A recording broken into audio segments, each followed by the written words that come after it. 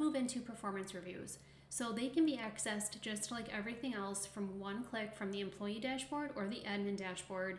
And so let's click on that button and get started. So I already have a couple here, and you can save whichever ones you want. And if you want to make them a template, you can create that button or click that button there, and it will create a template. So if you have changed things in here, like competencies or whatever it might be, you can reuse that over and over. Or if you want to just use the one that I have provided, you can do that as well.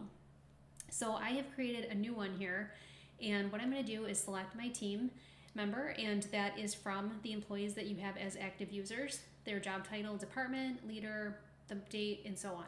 Now you've got draft and final here. What you want to do here is make sure it's in draft when you save if you're not ready to share it, and if you are ready to share it, you could put it into final. And employees will not be able to see other people's reviews. They're going to see the one that is assigned to them. So in goals area here, this is Q1 through 4. The idea is to use this throughout a year, and you can enter in goals here just by typing goals again, and here's where you can enter progress. So if you have 100%, let's say, maybe you've got like 20%, we could change that here, and then you get your overall percentage there. And then the idea with this is to put notes in. So these could be goals that the leader creates for the employee, or that the employee has contributed to and created. So whoever it is should put some notes in here on the progress and where it's at. And then when you review it, you can say like, okay, for the quarter we're at this percent, and hopefully quarter over quarter you're getting closer and closer to being completed. Or if you've got new goals every quarter, you can treat it that way too, where every goal, your quarter, you're trying to hit 100%.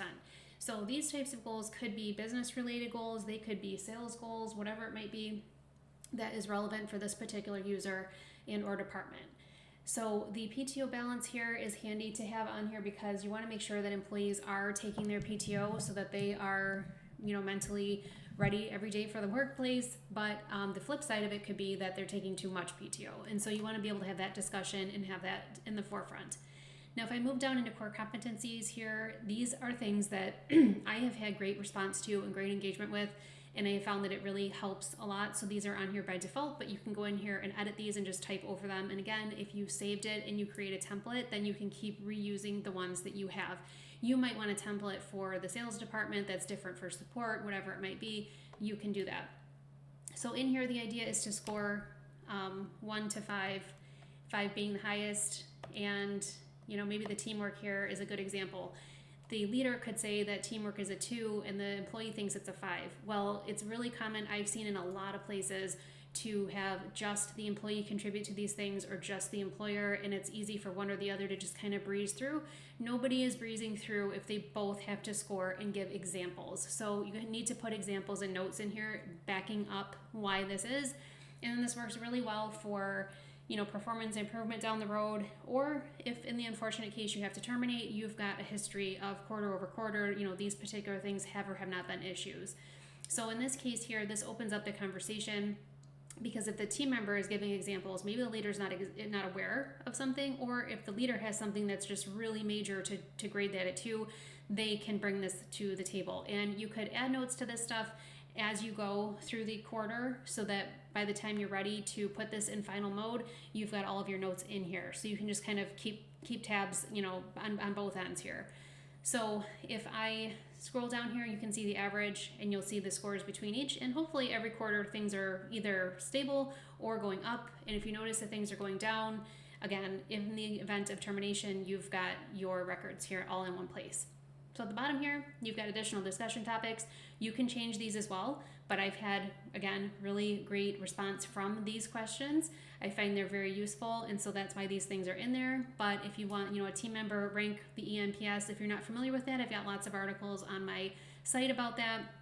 But it's basically, does the employee recommend other people work there? Why or why not? And so that really gives a lot of insight into what's going on, anything that the company can do better to support, and so on. So lots of questions there, and like I said, edit them if you wish, or use them and see how it goes. The revision note here is, let's say you've saved this as a draft and you came back in, or saved it as final, and you changed something.